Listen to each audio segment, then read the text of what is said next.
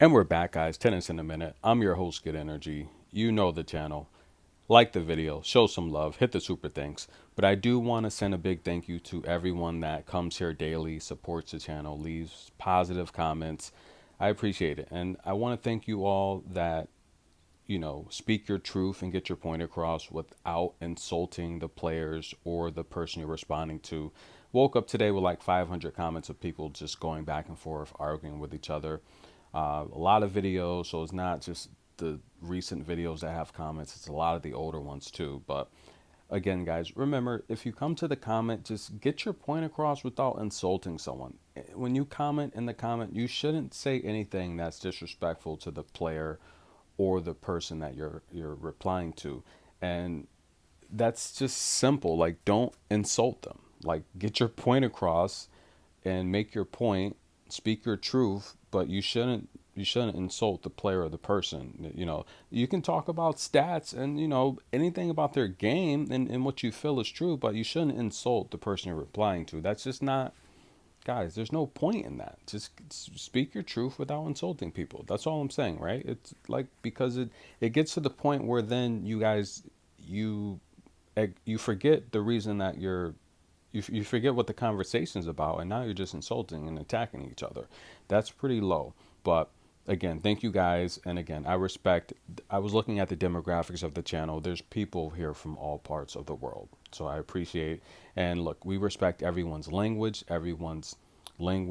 barriers. We respect, you know, just the different types of language that people come here with, all languages all throughout the world, and not every language is the same. People have their best practices, they have their way of doing things. We actually watch tennis. We know there's chair umpires from all regions of the world and all speeches and all walks of life. They do things differently. So I don't want to teach linguistics here.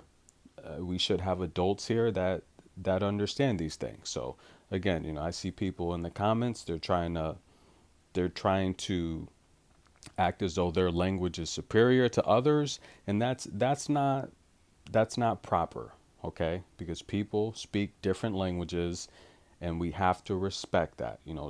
To try and put your language over someone else's is, what that word is called. So be respectful to other people and where they come from and how they speak, because there's way too much disrespect lately, and it's coming from certain regions. I understand that, but be respectful to others. It's as simple as that. Like, if you're listening here to the video about the match or the player, talk about the match, like, but if you're having a bad day, then you shouldn't be on YouTube, arguing with people, insulting people.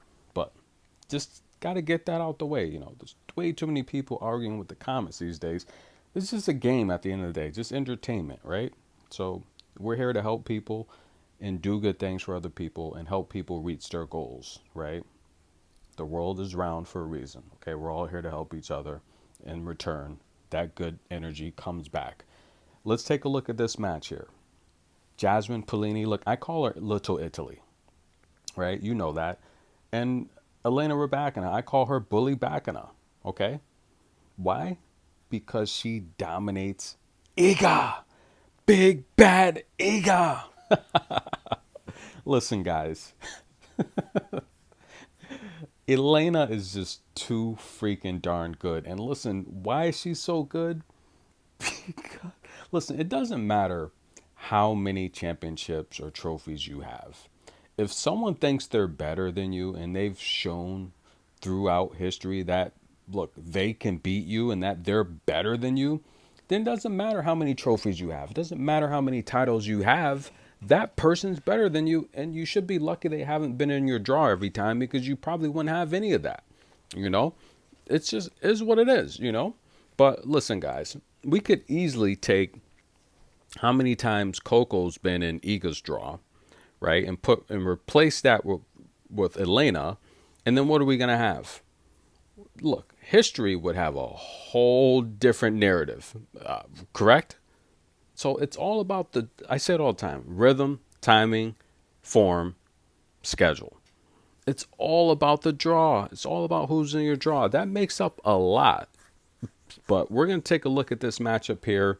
And look, they've played officially 3 times, but there was a 4th time they should have played this year. And we're going to talk about that. Now, I'm going to be brief with this matchup because we got to get to Coco Ons and we have to get to Iga. Okay. Now, these two first played in Rome. First set went to a tiebreak. Elena would end up winning that match. They would then face each other in Cincinnati. Very interesting matchup last year. Now, I told you before that matchup that Jasmine was going to win that match. I told you that, right? The first set, Jasmine had her opportunities, but she kind of choked right around the 9th, 10th service game.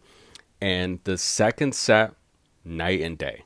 She started to style on Elena, and it looked like Elena won it out. Now, I told you Jasmine was going to win that match, but here's the thing, right? Have you guys ever played against that just short, fast, athletic player? And I'm talking about players that you know, right? You like when you come up in a league or an organization, you tend to start to know the players. You know what a player is capable of. You know their tendencies. And you know, especially when we're talking about tennis and sports like basketball, these sports where you have to guard someone one-on-one, and you have to go against someone head-to-head. There's thousands of people watching you, and especially when we're talking about tennis and basketball. You get an isolation up top, and you're guarding someone one-on-one with thousands of people watching you, and you're guarding a short, fast, explosive, athletic player. That can be embarrassing. If you're not on your game, it could be very embarrassing. Okay? Jasmine is that player. Okay? Do you guys watch the NBA playoffs? Remember Luka and Rudy Gobert? Remember that? Remember when Luka hit the game-winning shot? Right? What did he say in the post-match interview? He said, Barkley, I think it was maybe Barkley or Shaq, maybe both of them. They kind of posed a question to Luka. They said, how did you feel? What did you think seeing and Rudy's the defensive player of the year. Shaq, Charles, one of them. They said something like, what were you thinking when you saw you had the defensive player of the league guarding you with time running out? Luka said, that was great. He's tall and slow. He's big and slow. I knew I had him. He can't stick me. You guys remember that? Luka, he just said that. That was like, 2 weeks ago? Not even 2 weeks ago. Right? This is one of those matchups here. You have Jasmine, who has her strengths. Elena Rybakina is amazing. We all know that. She's an amazing talent, right? She's the Iga killer. We know that. Iga's #1 in the world. But if Elena was in her draw, take that away. Because Iga cannot beat Elena consistency. She can't. That's her kryptonite. Okay? Jasmine is a bad matchup for Elena. It's a bad matchup stylistically. And we're going to go back to Luka on Rudy. Step back 3 in your face. When you, especially a sport like basketball, when you are a short guard and you have a tall center on you, you bring them out, you get either a high ball screen or you get isolation, you're going to run right by him and score a layup because you're just much faster than him. This is that type of matchup where Jasmine, if you guys watch these matches, even though Elena owns the head-to-head, Jasmine has had plenty of highlight reels against Rybakina, and they're embarrassing. Now, this match in Cincinnati, Rybakina retired. She wasn't hurt to where she literally couldn't play. She played the next tournament. She was back at the U.S. Open. Listen, she wasn't hurt to where she was, literally like, needing a freaking stretcher like Kiki Bertens or something. No, she knew. Let's go back to Miami this year, taking on Vika, right? What'd she do in the second set? She threw the second set. She said, I knew I couldn't win the second set, so I wanted to conserve my energy, my stamina, and prepare myself for the third set. Come on, guys. What did you guys see that match in Miami? She threw the set. This match against Paolini in Cincinnati, she wasn't gonna win the match. She knew she wasn't gonna win the match. I'm watching the match. I'm like, she's not gonna win the match. The second set was gonna be what the third set would have been. So she retired. She knows she wasn't gonna win the, like, you know when someone has you, right? So she retired. This year they were supposed to play in Dubai, and what did I say? Follow the channel, and I understand some people are new, so they don't know the storyline. So sometimes I'll say stuff, and it's a theme, from video 100 to 5,000. It's somewhat of a theme, right?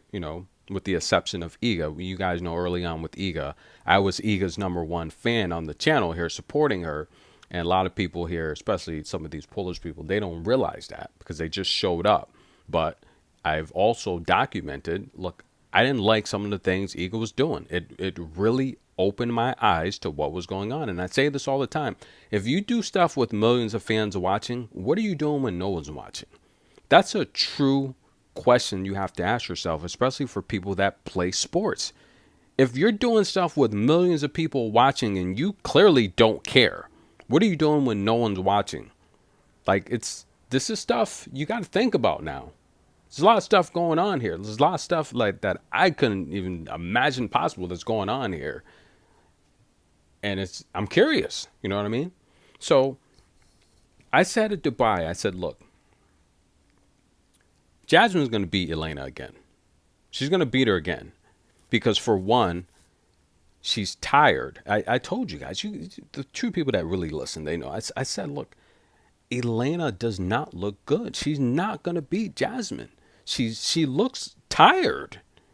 And what did she do? Sure enough, she retired from that match. Could she have played that match? Of course she could have played that match. Of course, there was a lot at stake in that tournament.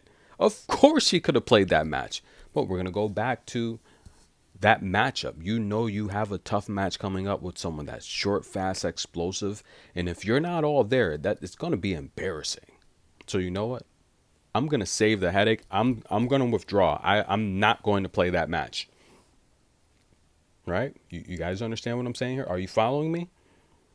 I'm not going to play that match. I am not dealing with Jasmine Paolini in that rocket speed. I'm not going to do that. No way. Okay. Now let's go back to Germany, Stuttgart. All right. That goes 3 sets. Elena Rybakina takes the first. Jasmine takes the second, 7-5. The third set, competitive. Elena gets the break. She wins. Listen, this head-to-head is a lot closer than you think, guys. Okay? And I say it all the time. Styles make fights. Matchups make. It's all about the matchup. It's about what you do well and what your opponent does well and how that comes together. This is the type of matchup here where I think Jasmine's playing the best tennis of her life. She knows her strengths now. She knows what Rybakina is going to do. She's got an amazing serve. She's got a great forehand. But Elena's not going to come forward towards the net with the speed of Paolini. She's going to hit passing shots all day. Her best bet is to keep Paolini behind that baseline. Anything inside, I think the speed of Paolini, she's going to put away points.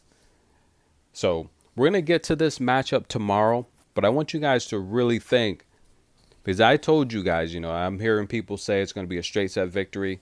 Listen, guys, of the big four, we all know before this tournament started, I said she's got the worst odds to win her quarter. This is the match that will determine her winning her quarter. I don't think it's going to be a walk in a park. Okay?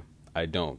In fact, I thought today against Svitolina would be a little bit more challenging, but you gotta understand, Svitolina, she doesn't have the speed of Paolini. She's not a rally player like Svitolina. She's looking to be aggressive and hit winners and use her speed. So that's something she has going for her with Elena, because she's not looking to go toe to toe. She can't go rallies with Elena. She's not looking to do that. She's looking to score points and use her strengths, her athletic ability to score points and make shots. That's her strength. She's going to play that way. And it's going to be the type of match where it's most likely going to go over, because she's going to be aggressive. She's going to make mistakes. She's going to lose service games, but she's going to be aggressive. She's going to win points and win service games. So stay tuned tomorrow. We'll cover that match. We got to get to Coco. Check that next video out. And we got to discuss Iga. Come on. We have to discuss Iga. We'll be back.